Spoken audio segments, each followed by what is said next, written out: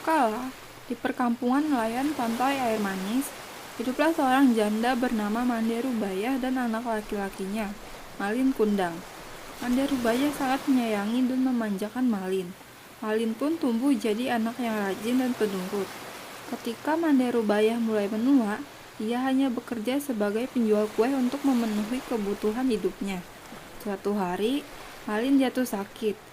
Tubuh Malin mendadak panas sekali. Mande Rubaya pun berusaha sekuat tenaga menyelamatkan Malin. Berkat usaha keras ibunya sampai mendatangkan tabib, nyawa Malin Kundang berhasil diselamatkan. Setelah sembuh, ibunya semakin sayang kepada Malin. Begitu pula dengan Malin.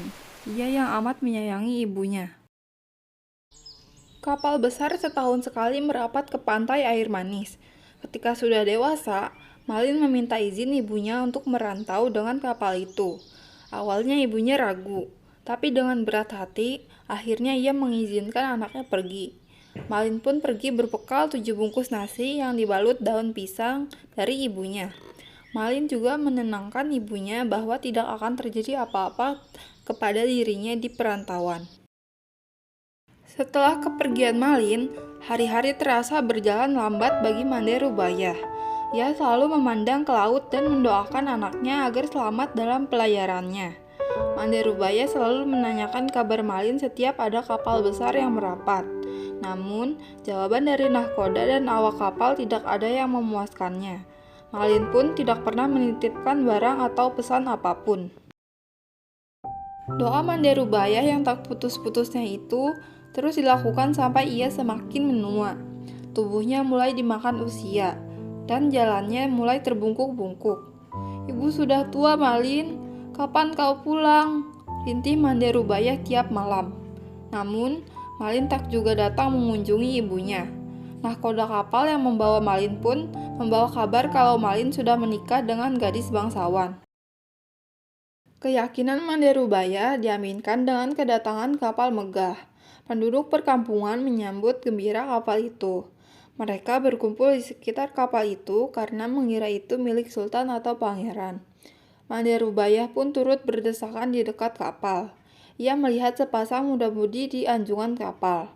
Pasangan itu mengenakan baju berkilau dan tersenyum. Ibu Malin itu mengetahui bahwa lelaki muda itu adalah anaknya. Ibu Malin mendahului sesepuh kampung untuk menghampiri Malin. Ia langsung memeluk erat-erat seakan takut kehilangan anaknya lagi. Isak tangis Mande Rubaya pun pecah. "Malin, anakku, kau benar anakku kan?" kata Mande.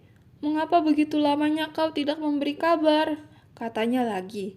Malin terkejut disambut oleh perempuan tua dan berpakaian compang-camping. Ia tak percaya bahwa perempuan itu ibunya. Malin mengingat ibunya adalah perempuan tegar dan kuat menggendongnya kemana saja sehingga ia tak percaya dengan orang yang memeluknya. Malin tidak sempat berpikir karena istrinya langsung mengatakan hal yang merendahkan. "Wanita jelek inikah ibumu? Mengapa dahulu kau bohong padaku?" ucapnya sinis. "Bukankah dulu kau katakan bahwa ibumu adalah seorang bangsawan yang sederajat denganku?" tanyanya lagi. Mendengar perkataan istrinya, Malin pun mendorong Mande Rubaya hingga terguling ke pasir, hingga ibu Malin tidak percaya akan perlakuan anaknya. Ia jatuh dan berkata, "Malin, Malin anakku, aku ini ibumu, nak. Mengapa kau jadi seperti ini, nak?" Malin tidak peduli perkataan ibunya. Ia tidak mau mengakui ibunya karena malu kepada istrinya. Mande bersujud di kaki Malin dan hendak memeluk kakinya. Namun Malin malah menendangnya. "Hai perempuan gila, aku bukan anakmu. Ibuku tidak seperti engkau, melarat dan kotor," kata Malin kepada ibunya. Mande Rubaya pun pingsan. Ketika ia tersadar, pantai sudah sepi dan kapal Malin sudah pergi menjauh. Hati Mande Rubaya perih seakan ditusuk-tusuk. Ia tak menyangka anak laki-laki kesayangannya tega kepada ibunya sendiri. Ia menengadahkan tangan ke langit dan berdoa dengan hati pilu. "Ya Tuhan, kalau memang dia bukan anakku, aku maafkan perbuatannya tadi. Tapi kalau memang dia benar anakku yang bernama Malin Kundang, aku mohon keadilanmu ya Tuhan," ucapnya pilu sambil menangis. Tiba-tiba, Cuaca di tengah laut yang cerah berubah menjadi gelap. Hujan lebat turun. Badai dan petir menghantam kapal Malin Kundang. Badai yang datang tiba-tiba itu menghancurkan kapal Malin Kundang hingga berkeping-keping. Puing kapalnya terbawa sampai ke pantai. Pagi harinya, terlihat puing kapal Malin Kundang yang terdampar telah menjadi batu. Tubuh Malin Kundang pun turut menjadi batu. Ia dikutuk oleh ibunya karena durhaka. Di sela-sela batu, ikan teri, ikan belanak, dan ikan tenggiri berenang. Ikan itu berasal dari tubuh istri Malin Kundang yang mencari suaminya.